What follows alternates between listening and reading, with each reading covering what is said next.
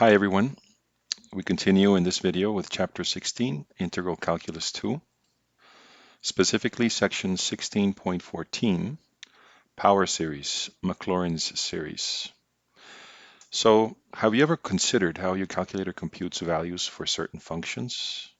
For functions such as f of x equals 3x squared minus 5x plus 8, g of x equals x to the power 4 plus 2x over minus 4x cubed plus x squared minus 6, and h of x equals square root of 7x minus 3. The method of evaluation is fairly straightforward because these are algebraic functions. Algebraic functions can be expressed as a finite number of sums, differences, multiples, quotients, and radicals involving x to the n. Polynomial functions, rational functions, and functions involving radicals are examples of algebraic functions. But how does your calculator compute values for a function such as e to the x? This is an example of a transcendental function. A transcendental function is non-algebraic. It cannot be expressed as a finite number of sums, differences, multiples, quotients, and radicals involving x to the n. Other familiar transcendental functions include the trigonometric and logarithmic functions. So, in order to compute values of transcendental functions, such as e to the x, the manufacturers of the calculator had to decide on a computational algorithm. So now we have a local linear approximation. When solving certain problems, it can be useful and sometimes necessary to approximate nonlinear and non-algebraic functions by simpler ones. For example, the equation that estimates the period of a swinging pendulum may be greatly simplified if we use the fact that sine of theta is close to the value of theta when theta is close to 0 in radians. We saw in chapters 12 and 13 that if a function is differentiable at a number x sub 0, then the tangent line to the graph of f through the point x sub 0, f of x sub 0 will closely approximate the function for values of x near x sub 0. So notice here in figure 16.13 that the tangent line, which is this dotted line, approximates the function for values near x sub 0. To capture this intuitive awareness methodically, assume that the function f can be differentiated at x sub 0, and recall that the equation of the tangent to the graph of the function f through the point x sub 0, f of x sub 0, is y minus f of x sub 0 is equal to the derivative of f of x sub 0, which would be the slope, times x minus x sub 0. So this is just the point slope formula. Since this line closely approximates the graph of f for values of x near x sub 0, it follows that f of x is close to f of x sub 0 plus the derivative of f of x sub 0 times x minus x sub 0. So this is just a rearrangement of this over here. So now let's take a look at example 16.28. And part A says, show that sine of theta is close to theta if theta is close to 0 and theta is in radians. Okay, so let's recall that we found that f of x is equal to f of x sub 0 plus the derivative of f of x sub 0 times x minus x sub 0. So here, because we're talking about angles, we're going to say that f of theta is equal to, and our x sub 0 value is 0, is equal to f of 0 plus the derivative, in this case, let's say derivative of f of 0 times theta minus 0. So now we can substitute for the equations. Notice that f of theta is sine of theta. Therefore, the derivative is going to be cosine of theta.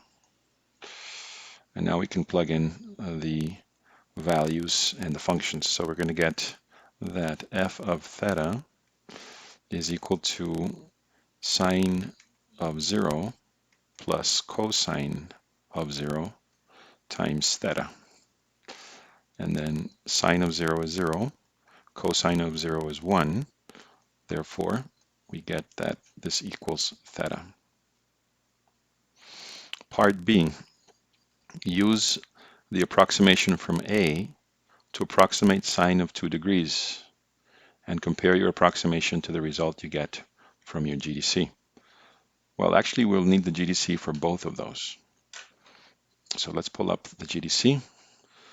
So we said that this is true, part A is true, if theta is close to 0 in radians. So theta is in radians. So first of all, let's see what 2 degrees is in radians. So we would say 2 times pi divided by 180.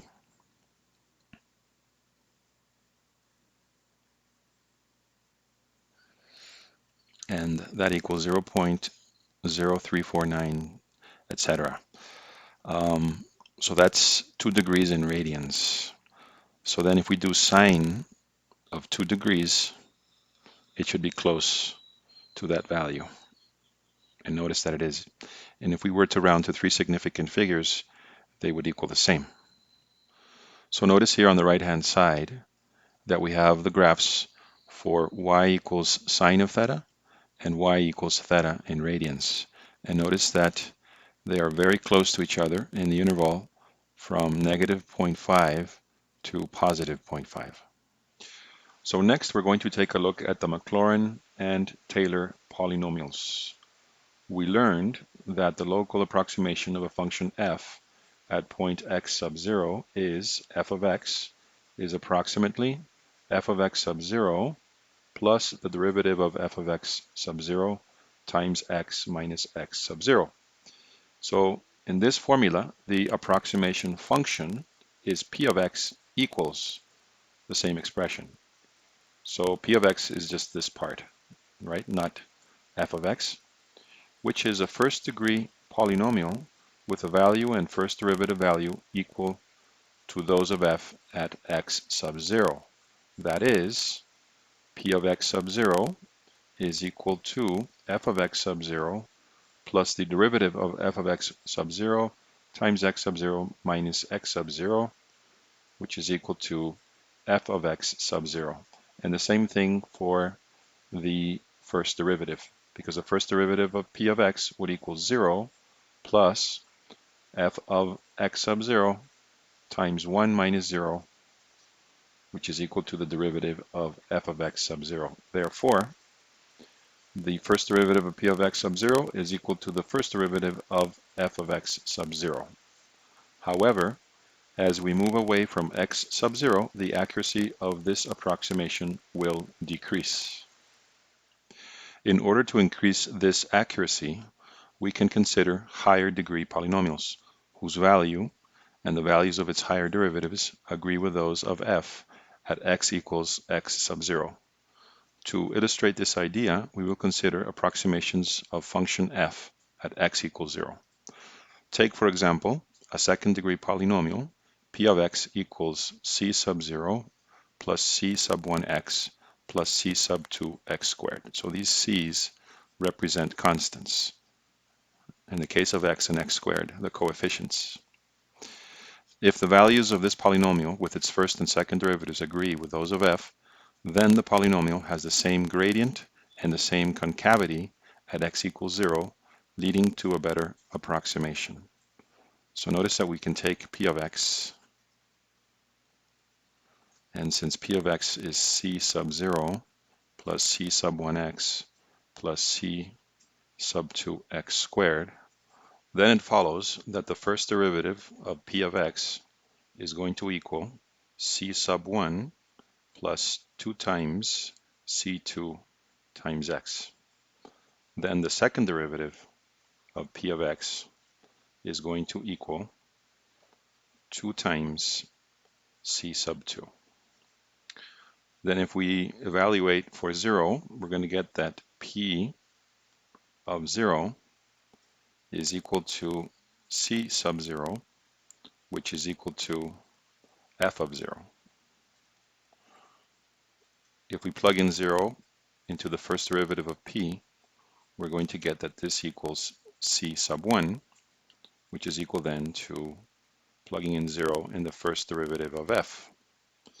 And if we plug 0 into the second derivative of P, we're going to get 2 times C sub 2, which is equal to plugging in 0 in the second derivative of F.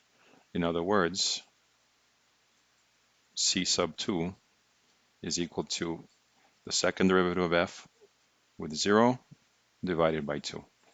So now we can say that f of x is approximately equal to p of x, and by substituting with the constants that are now in terms of f and its first and second derivatives, we would write f of 0 plus the first derivative of f of 0 times x plus the second derivative of f of 0 over 2 times x squared.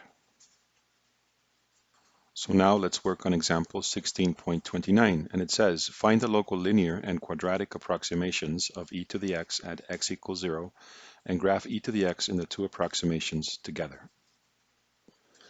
So first of all, let's take f of x, which equals e to the x, but also the first derivative of f of x is equal to e to the x. And we have also that the second derivative of f of x is also equal to e to the x. Therefore, f of 0 is equal to f of the first derivative of 0, and that's equal to f of the second derivative of 0, which is equal to e to the 0, which is 1. So now we can do the substitutions in the polynomials. So the first one, the linear, is going to equal f of 0 plus f of the first derivative of 0 times x, and this is going to equal 1 plus x. For the second one, which will be quadratic, p of x is going to equal f of 0 plus f of the first derivative of 0 times x plus f of the second derivative of 0 over 2 times x squared. And from this, we're going to get 1 plus x squared over 2.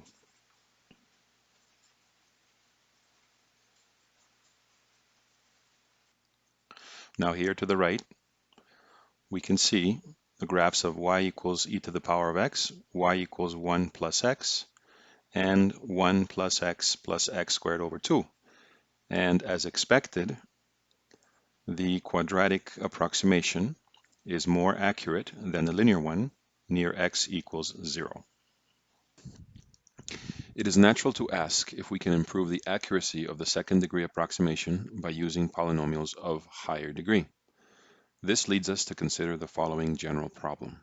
Again, we begin with a case where x sub 0 is equal to 0. Thus, the polynomial in question has the form, and notice that we start with c sub 0 plus c sub 1 times x plus c sub 2 x squared plus c sub 3 x cubed all the way to c sub n x to the n. And then we do similar calculations as we did before. So if we have p of 0, that's going to be c sub 0. The first derivative of p of 0 is going to be c sub 1, which is equal to the first derivative of f with 0. And then the second derivative, notice that we get 2 times c sub 2, which is equal to the second derivative of f of 0. Then the third derivative of p is going to equal 3 times 2, right? Because we are multiplying the exponents. This is the exponent of the cubic x.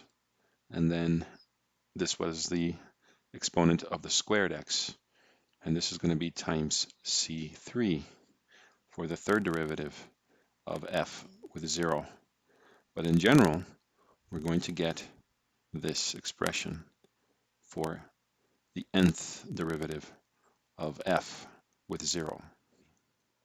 Hence, it follows that c sub 0 is equal to f of 0, c sub 1 is equal to the first derivative of f of 0, c sub 2 is equal to the second derivative of f of 0 over 2, c sub 3 is equal to the third derivative of f of 0 over 3 times 2, and then c sub n is equal to the nth derivative of f sub 0 of n times n minus 1 times n minus 2 times n minus 3, etc.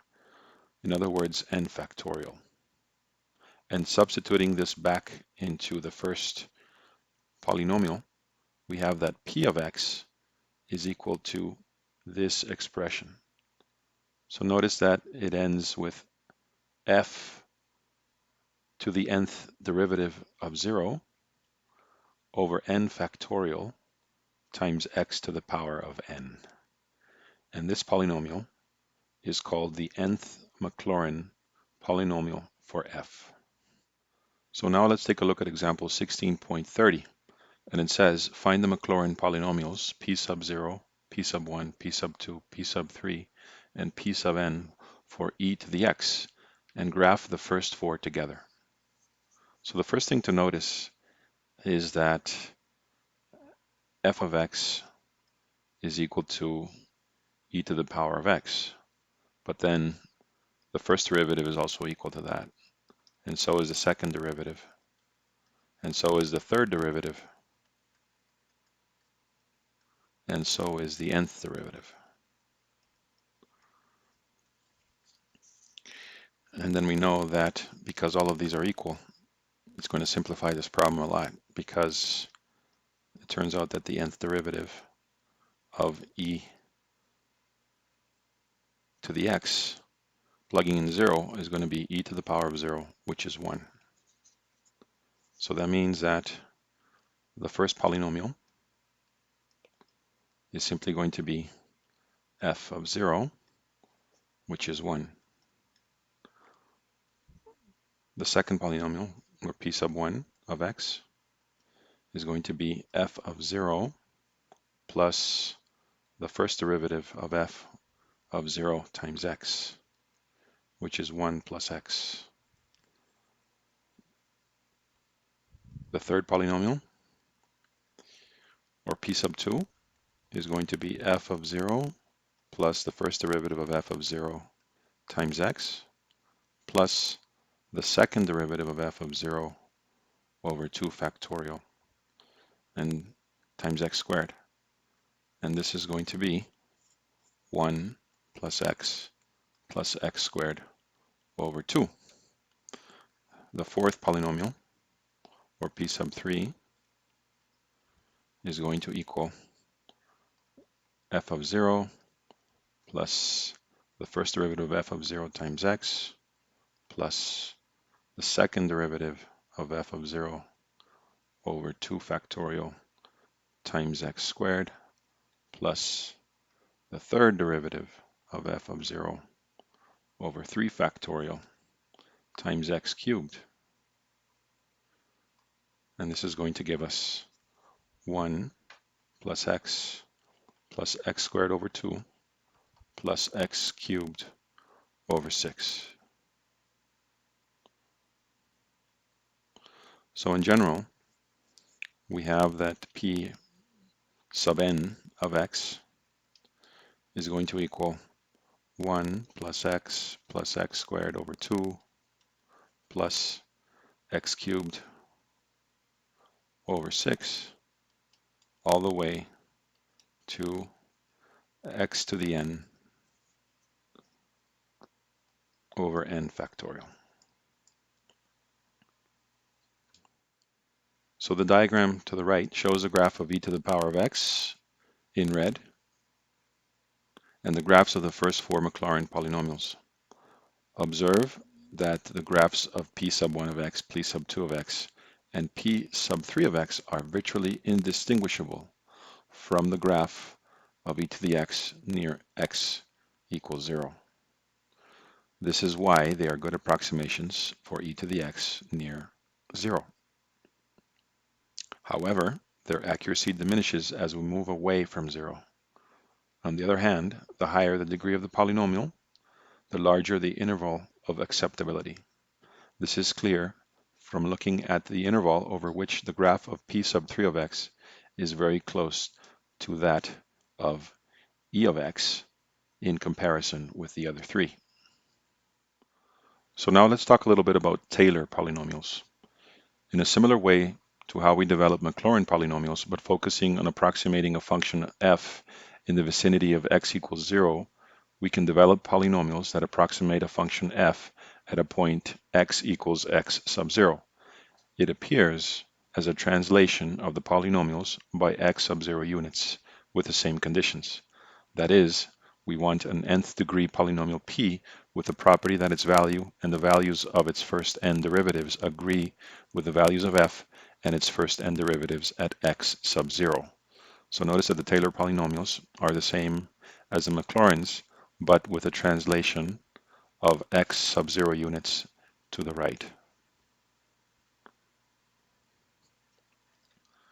In fact, Maclaurin polynomials are special cases of Taylor polynomials where x sub 0 is equal to 0. So notice here in figure 16.15 that we are approximating e to the x at x equals 1. So it's the same as the previous graph we saw, but translated 1 unit to the right. So notice that formulae for the Maclaurin and Taylor polynomials can be written using sigma notation. Obviously, right, because they are series. So this is the one for Taylor, and this is the one for Maclaurin. Notice that we're using f to the kth derivative to denote the kth derivative of f at x equals x sub 0. And we are using the convention f of the 0 derivative just to denote f of x sub 0. So now let's take a look at example 16.31. And it says, find the Maclaurin series for A, f of x equals sine of x, B, f of x equals cosine of x, and C, f of x equals e to the x. So for A, we have that the 0th derivative of f of x is simply f of x. So that equals sine of x. The first derivative of f of x is going to be cosine of x. So the second derivative is going to be minus sine of x. The third derivative is going to be minus cosine of x. The fourth derivative is going to be sine of x again. The fifth derivative is going to be cosine of x. So this follows a pattern. This would just continue. Now, because the Maclaurin series are around x sub 0 equals 0, we're going to plug in 0 for all of these functions. So f of 0 is going to equal sine of 0, which is 0. The first derivative, plug in 0. Cosine of 0 is 1. Second derivative, plug in 0. We get 0. Third derivative, we're going to get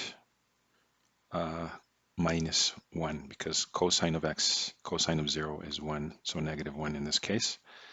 For the fourth derivative, we are going to get 0. And for the fifth derivative, we're going to get 1. And this keeps repeating, obviously, right?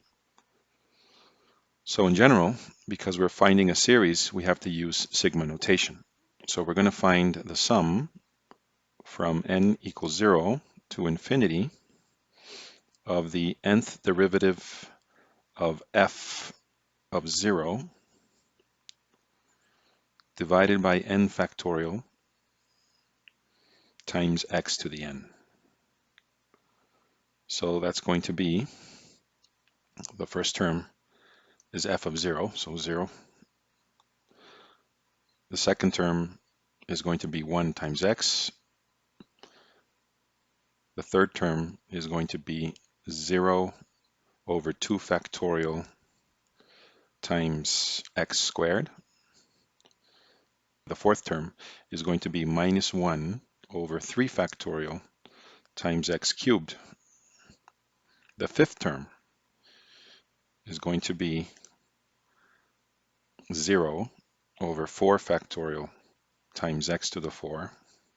The sixth term is going to be 1 over 5 factorial times x to the 5.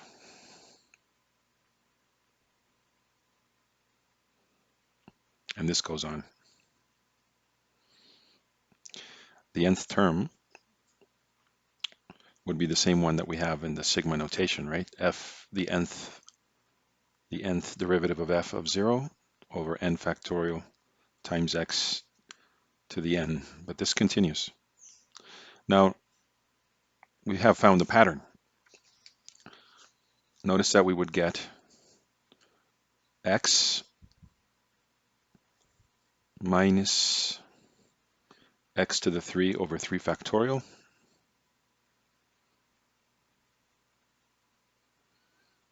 plus, we can see that the terms containing 0 will cancel out. So we're going to only end up with odd numbers here. The next one will be plus x to the 5 over 5 factorial. And we could see that there would be another one which would be minus x to the 7 over 7 factorial.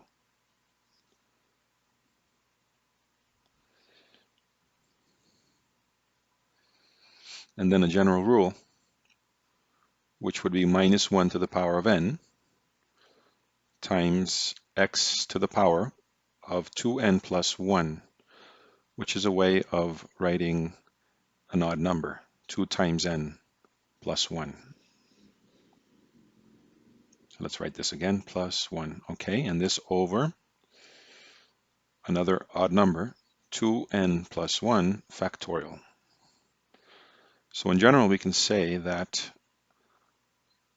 the sum, and this is for sine of x, so sine of x is approximately equal to the series from n equals 0 to infinity of minus 1 to the n times x to the 2n plus 1 over 2n plus 1 factorial. Okay, so I leave B and C for you as an exercise. So now let's take a look at differentiating and integrating power series. The power and versatility of representing functions with power series is due largely to the fact that they retain many of the properties of finite polynomials. Two of the properties that make polynomials particularly useful in calculus are the ease with which they can be differentiated and integrated term by term. So we can also integrate and differentiate power series. If f of x is equal to the sum from n equals 0 to infinity of a sub n times x minus x sub 0 to the power of n, this is a power series representation of a function f. Then the derivative is going to be the derivative of each one of these terms. And the same thing applies to the integration.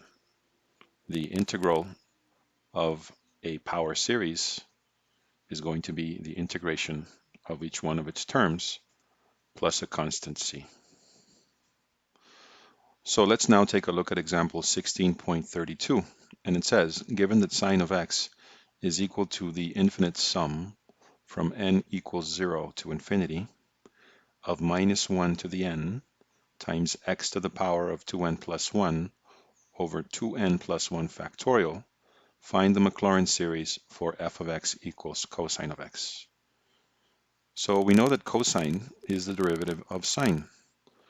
So we can say then that the derivative of sine of x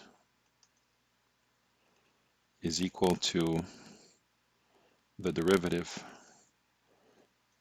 of the terms of the Maclaurin series for sine.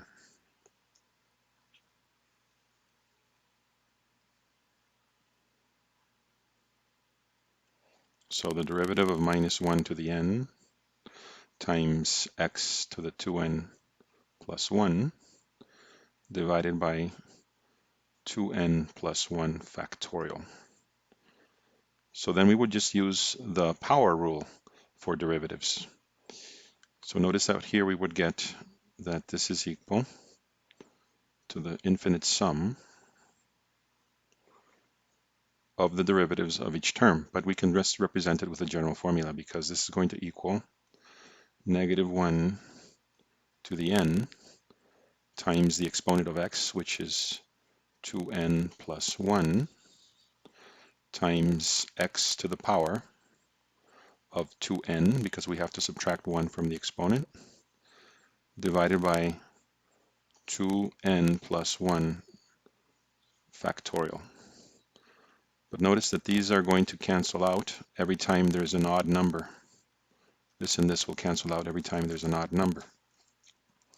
So we're going to be left with an expression that is going to be the infinite sum from n equals 0 to infinity of minus 1 to the n times x to the power of 2n over 2n factorial. And then this should equal what you found in part B of example 16.31.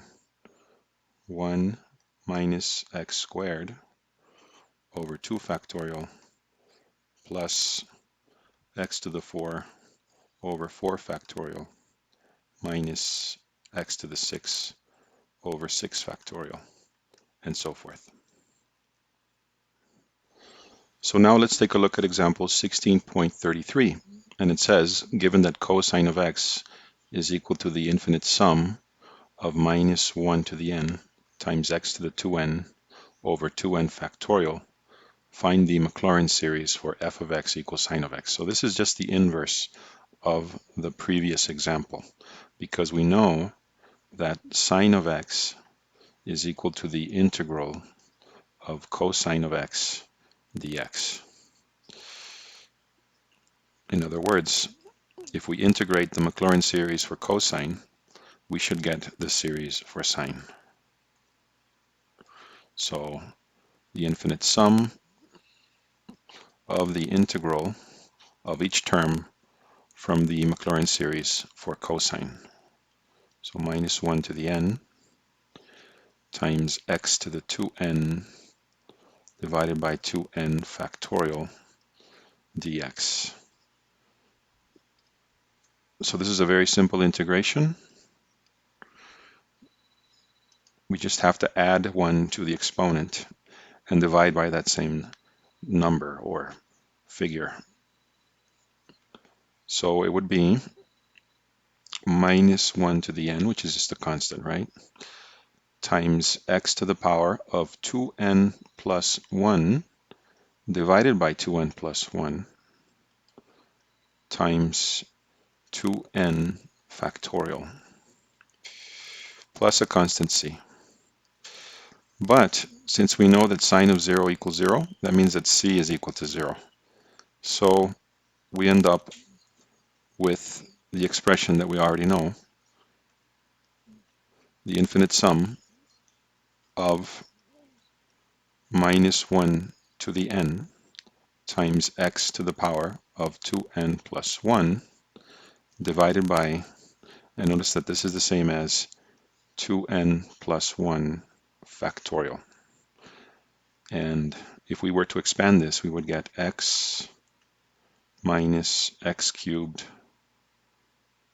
over 3 factorial plus x to the 5 over 5 factorial minus x to the 7 over 7 factorial, and so forth.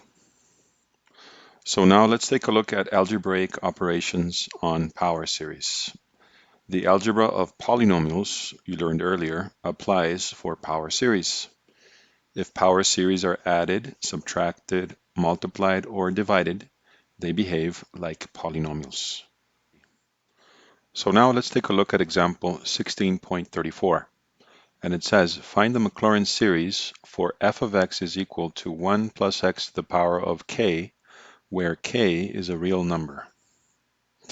So first of all, the zeroth derivative of f of x is going to be f of x, which is 1 plus x to the power of k. The first derivative of f of x is going to be k times 1 plus x to the power of k minus 1. The second derivative is going to be k times k minus 1 times 1 plus x to the power of k minus 2. The third derivative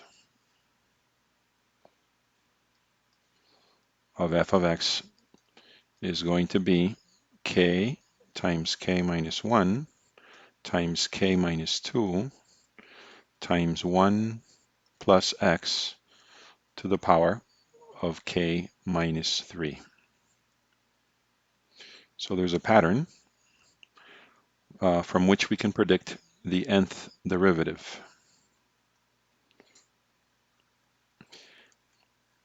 And it's going to be k times k minus 1 times k minus 2. And this continues all the way down to 1 plus x to the power of k minus n. Now we need to plug in 0 for these expressions since we're doing the Maclaurin series. So f of 0 is going to be 1. The first derivative of 0 is going to be k. The second derivative of 0 is going to be k times k minus 1. The third derivative of 0 is going to be k times k minus 1 times k minus 2,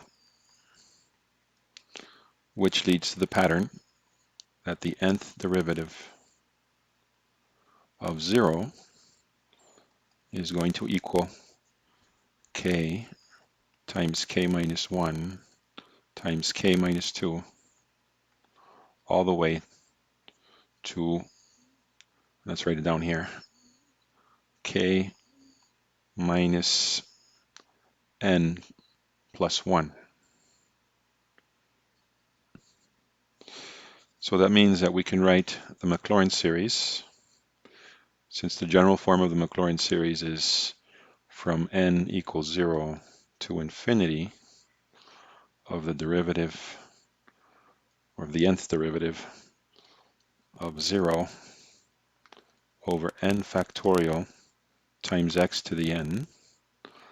So for this series, it's going to be the infinite sum from n equals 0 to infinity of k times k minus 1 times k minus 2 all the way to k minus n plus 1 over n factorial times x to the power of n.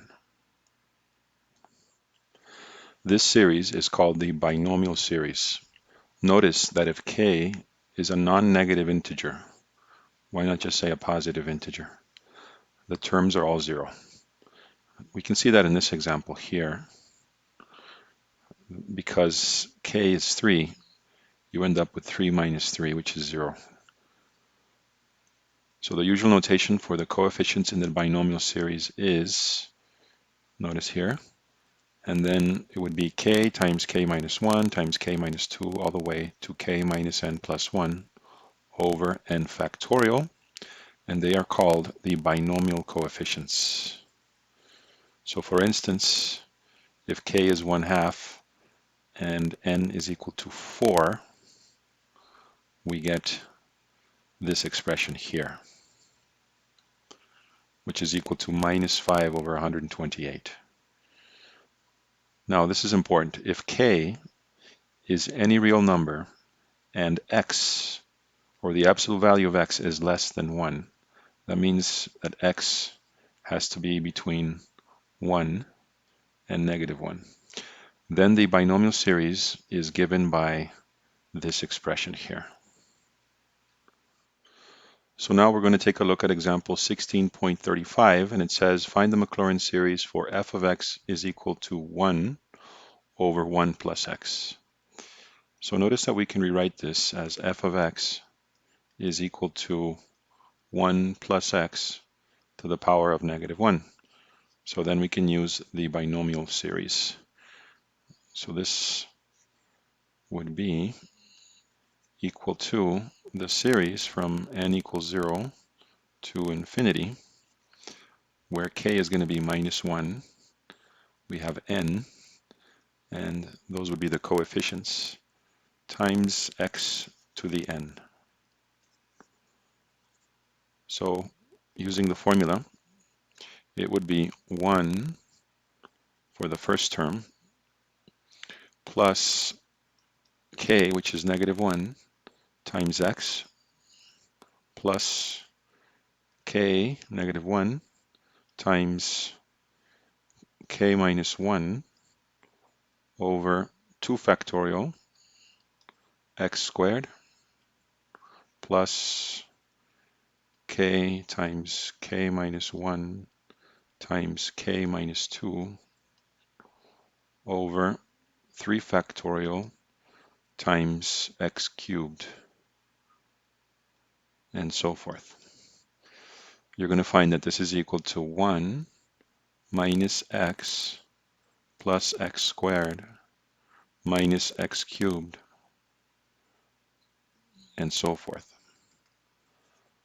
So we can write this series, notice, as n equals 0 to infinity of -1 to the power of n times x to the n. So now we're going to do example 16.36, and it says find the Maclaurin series for g of x equals 1 over 1 minus x. So this is very similar to the previous one, because we can rewrite this as g of x is equal to 1 minus x to the power of -1. So what we can do is use the same formula for the series. K is going to be -1, and then we change x for minus x. So then the expansion of this is going to be 1 minus x plus -1 times -1 minus 1 divided by 2 factorial times minus x squared plus -1 times -1 minus 1 times -1 minus 2 over 3 factorial times minus x cubed, and so forth. And this is going to give us 1 plus x squared plus x cubed, etc. So the pattern would equal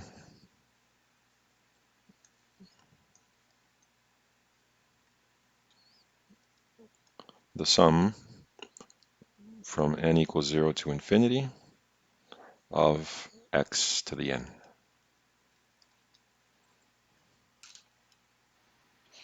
So now we're going to work on example 16.37, and it says find the Maclaurin series for g of x equals 1 over square root of 9 minus x.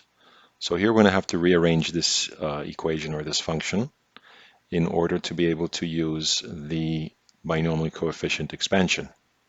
So notice that we can rewrite g of x as 1 over the square root of 9 times 1 minus x over 9. Then we can take out the 9 from the square root, and we're going to get 1/3 times 1 over the square root of 1 minus x over 9. And then finally we can get 1/3 times 1 minus x over 9 to the power of negative 1/2. So now we can use the series, or 1/3 times, right, the sum from n equals 0 to infinity. And here k is going to be negative 1/2. And instead of x, we're going to have minus x over 9 to the n. And then this is going to give us 1/3 times 1 minus 1/2 times minus x over 9 plus minus 1/2 times minus 1/2 minus 1 over 2 factorial times minus x over 9 squared plus minus 1/2 times minus 1/2 minus 1 times minus 1/2 minus 2. This over 3 factorial times minus x over 9 cubed. And then once we expand this a little bit, 1/3 times 1 minus, and I'm not going to multiply here, I'm going to leave the expression, 1 over 2 times 9 times x plus 1 times 3 over 2 squared times 2 factorial times 9 squared times x squared plus 1 times 3 times 5 over 2 cubed times 3 factorial times 9 cubed times x cubed. So this follows a pattern which we can write as 1 times 3 times 5 times all the way to 2n minus 1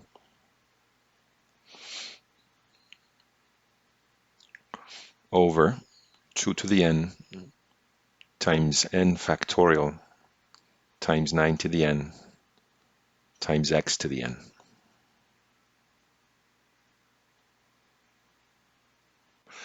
So let's continue with example 16.38. And they ask us to find the Maclaurin series for g of x equals natural logarithm of 1 plus x.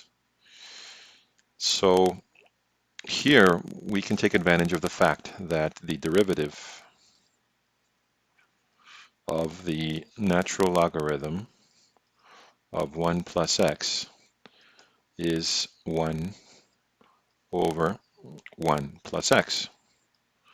So if we integrate the series that is related to this expression, the simple binomial series, then we will get the answer for this In other words, we know that the integration of 1 minus x plus x squared minus x cubed,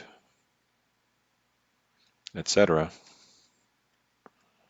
is going to give us the answer to this question. So this is pretty straightforward. It's going to be x minus x squared over 2 plus x cubed over 3 minus x to the 4 over 4, all the way down to plus c. But we know that for x equals 0, the natural logarithm of 1 plus 0 is the natural logarithm of 1, which is 0.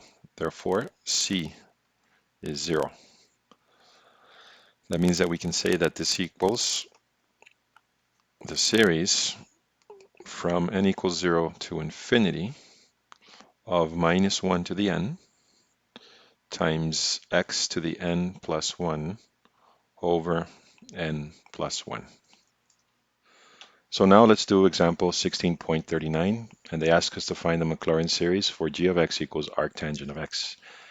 So like the previous case, we know that the derivative of arctan of x is equal to 1 over 1 plus x squared. And then if we do the approximation for 1 over 1 plus x squared, that should be equal to 1 minus x squared, because we're substituting x for x squared, plus x to the 4 minus x to the 6, and so forth. So notice that the series for the derivative of arctangent is going to be in the form minus 1 to the n times x to the 2n. So if we integrate this, we'll get the solution. That means that arctan of x is equal to the integral of 1 over 1 plus x squared, which is the same as integrating the series above. So 1 minus x squared plus x to the 4 minus x to the 6, etc.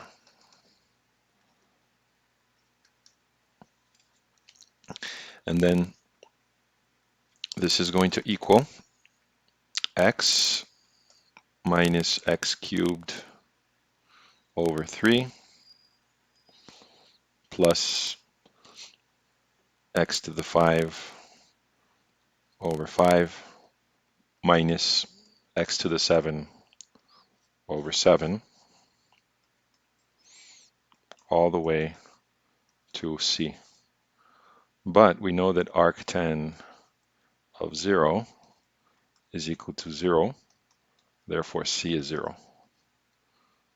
So we can summarize by saying that this equals to the series from n equals 0 to infinity of minus 1 to the n times x to the 2n minus 1 plus 1, plus 1 over 2n plus 1. So next we have example 16.40, and part A says find the Maclaurin series for f of x equals e to the power of x squared. So e to the power of x squared would be the same series that we used to find e to the power of x, but instead of x we're going to use x squared. So notice that we would write this. So this would be x squared to the n over n factorial.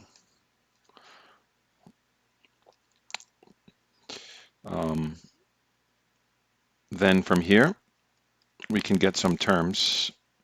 Notice that this would be in the form 1 for n equals 0 plus x squared for n equals 1 plus x to the 4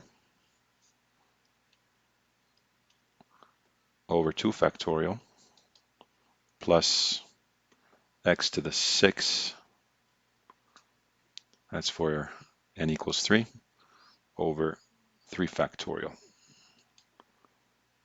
So this continues, and it equals the series from n equals 0 to infinity of x to the 2n over n factorial.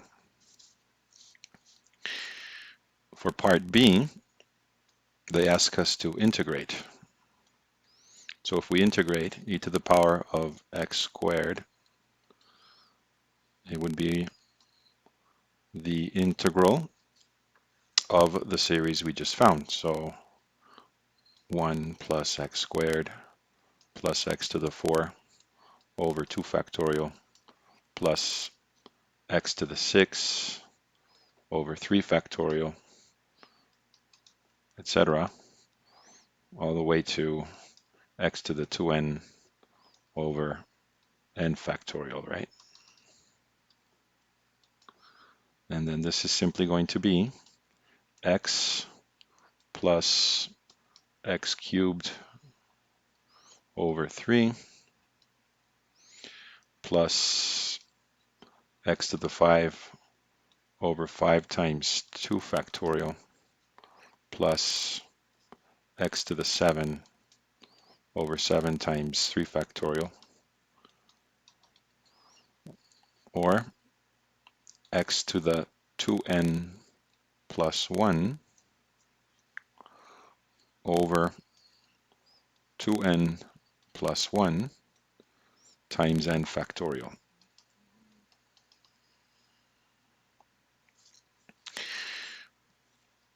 Which is equal to the series from n equals 0 to infinity of x to the 2n plus 1 over 2n plus 1 times n factorial. Okay, so for part C, they want us to use the first 4 terms in B to approximate the value of the integral from 0 to 1 of e to the power of x squared. So then, if we want to find the first 4 terms, it will be from n equals 0 to 3 of x to the 2n plus 1 over 2n plus 1 times n factorial. So we found already that it's going to be x, then the next one would be x cubed over 3. Then we found that the next one was x to the 5 over 5 times 2 factorial plus x to the 7 over 7 times 3 factorial. So those are the first 4 terms. Then this would equal x plus x to the 3 over 3 plus x to the 5 over 10 plus x to the 7 over 42. So now we can integrate from 0 to 1 for e to the x squared dx, and this is going to equal x plus x cubed over 3 plus x to the 5 over 10 plus x to the 7 over 42 from 0 to 1. And then this is simply going to be 1 plus 1/3 plus 1/10 plus 1 over 42. And this is going to give us approximately 1.4 4, 5, 7, 1, 4, 2, 8, 5, 7. So let's compare that to the result we would get in a calculator. So if we plug the integral from 0 to 1 of e to the power of x squared dx, the calculator is going to give us 1.462651746. So it's not a bad approximation. If we round to 3 significant figures, we would get the same answer. So next, let's take a look at example 16.42. And it says, use the first 3 terms of an appropriate power series to estimate the 5th root of 33. So we could use something in the form of 5th root of 1 plus x, which is the same as 1 plus x to the power of 1/5, and then the first 3 terms of the expansion of this, or the power series related to this, would be 1 plus 1/5 x plus 1/5 times 1/5 minus 1 over 2 factorial times x squared.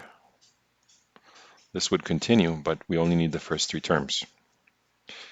So then we can rewrite the 5th root of 33 as the 5th root of 32 plus 1, which we can rewrite as 32, the 5th root, the 5th root of 32 times 1 plus 1 over 32, and then this becomes 2 times the 5th root of 1 plus 1 over 32. So notice then that we can do the expansion of 2 times 1 plus 1 over 32 to the power of 1/5 by plugging in 1 over 32 instead of x into this expression here. So it would be 1, well, first of all, we're multiplying by 2, so 2 times 1 plus 1/5 times 1 over 32 minus 4 over 50, which we get from here, times 1 over 32 squared. And this is going to give us approximately, if we plug it into the calculator, 2.0123. So now let's take a look at power series solutions of differential equations. The theory of power series, including Maclaurin's series, provides a method for solving certain types of differential equations. We look at first-order differential equations of the form f of xy dy dx equals 0. The idea is to express the unknown solution, y, as a power series in the independent variable x. So y is equal to the power series from k equals 0 to infinity. Now we're just using k instead of n, of a sub k, which would be the coefficient, times x to the power of k. Assuming that the series converges over a certain interval, we apply the theorem on differentiating power series. So this is the derivative of y. So notice that now k multiplies the coefficient, and x is to the power of k minus 1.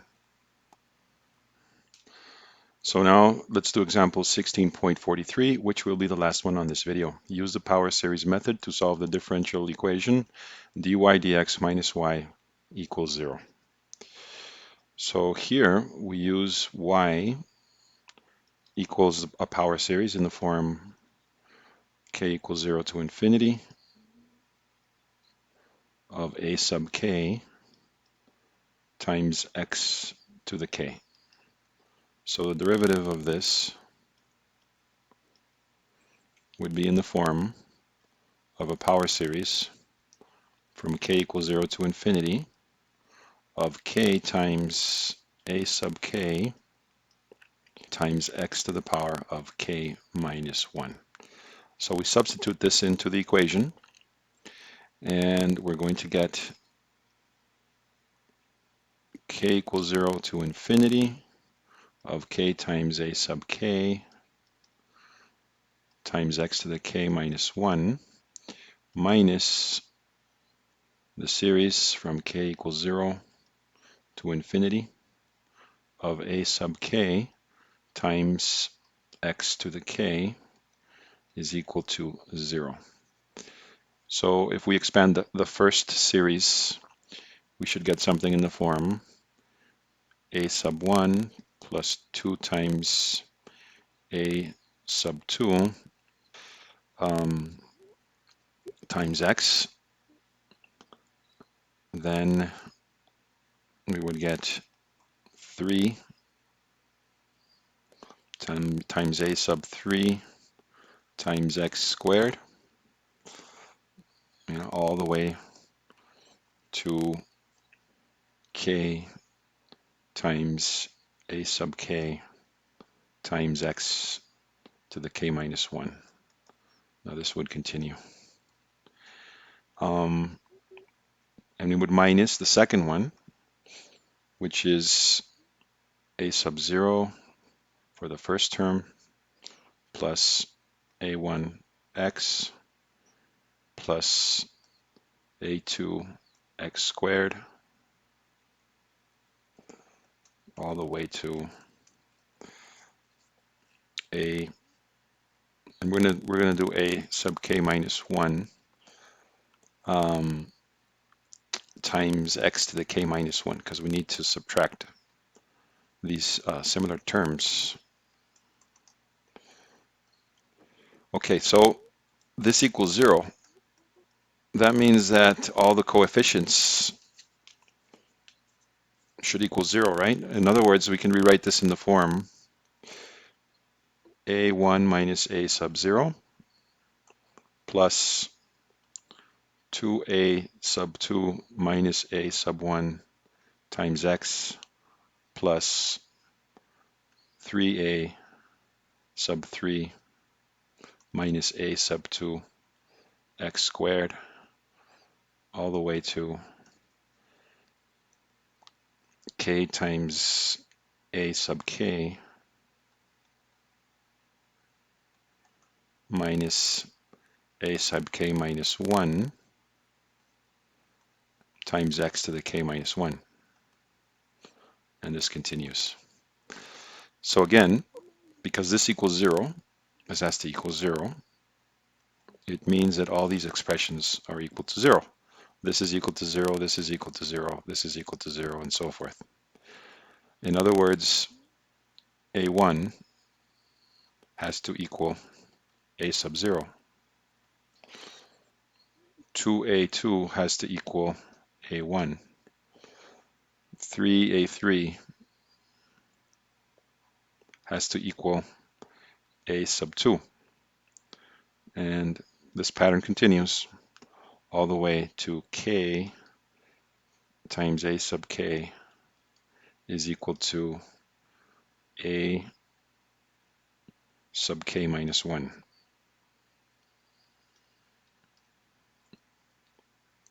Okay, so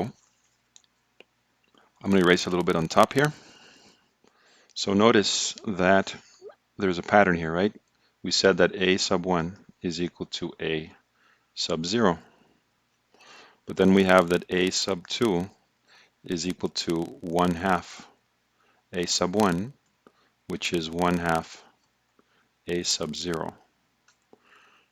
A sub 3 is equal to 1/3 a sub 2, which would equal 1/3 times 1/2 a sub 0. And then this pattern continues. A sub k is equal to 1 over k times a sub k minus 1. But then this is also equal to 1 over k times 1 over k minus 1 times a sub k minus 2. But then this is also equal to 1 over k minus 1 times 1 over k minus 2 times a sub k minus 3. And then it's a pattern which would reach 1 over k factorial times a sub 0. So that means that we can represent this into a solution. Y would be in the form the series from k equals 0 to infinity of 1 over k factorial times a sub 0 times x to the k. And we can rewrite this as a sub 0 times the series k equals 0 to infinity of x to the k over k factorial. But notice that this is the power series representation of y equals a sub 0 e to the x.